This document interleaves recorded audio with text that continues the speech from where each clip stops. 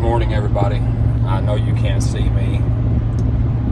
This is Mr. Cossey. I'm driving to work, and I didn't sleep well last night, and my heart has been hurting a little bit. My heart's a little bit heavy, and the reason being is because of some things that's happened at school lately, and it's really opened my eyes to a few things that really bothers me, and I'll just go ahead and just explain that the best I can. My goal anytime that I've been a school teacher, a coach, or an administrator is that the students that are under my care is that they become a better person first, and then a better student second, or a better athlete second when I was a coach. And guys, that's not happening at our school right now. And I'll tell you what really opened my eyes to that is, we've had a couple of fights lately. We've had a couple of altercations and things. And when I go back and when I review the surveillance video footage of that stuff happening, we don't have anybody that's really trying to step up and be a leader and do the right thing and try to de-escalate the situation and try to calm people down. We have people yanking their phones out and filming. We have people cheering and chanting, and guys, that sort of behavior doesn't lead you anywhere. In the world today, we need more leadership. We need more positivity. We need more people willing to step up and do the right thing. And fighting doesn't solve anything. Fighting, there's no place for fighting, but there's especially no place for fighting at school. And guys, we've got to get a handle on this.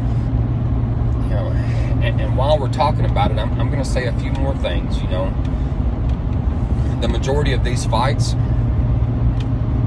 they've happened because I heard somebody was talking about me, or somebody said something about one of my dead relatives, and I'm not going to put up with that. And here's my take on that, guys, is a lot of times it's true what you've heard. People have said disparaging remarks. And for those of you saying those things, I'm not saying that you deserved to be assaulted or hit. But guys, things like that you say, once you say them, you can't get them back. And some of y'all cut so deep. And we've got to do better. When we come to school, I said this on the first week of school when we had our assemblies and we brought y'all in there in groups. I want you to have fun. I want you to socialize. Those things should happen at school, but the learning comes first. And part of that learning is maturing and growing and better behavior. And I'm just not seeing it. And I'm like I said, my heart's heavy. I'm extremely disappointed, and we've got to do better, guys. I promise when I say this, we want to treat you like junior high students. We want to give you freedom. We want to give you responsibility, but as a whole, you're not earning it.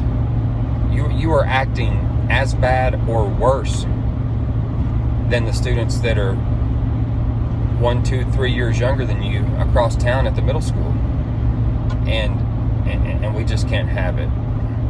There's one final thing that I feel like I have to say when I do a message similar to this one, and that is simply this.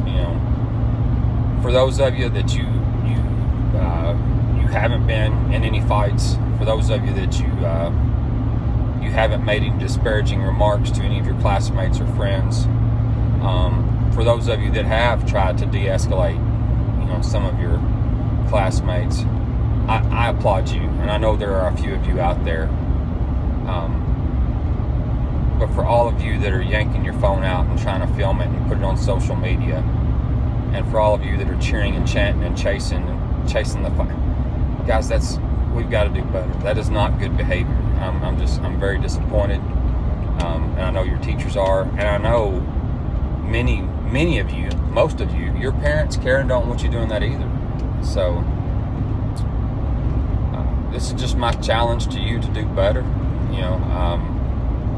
My grandma always said, you get a lot farther in life with sugar and honey than you do with salt and vinegar.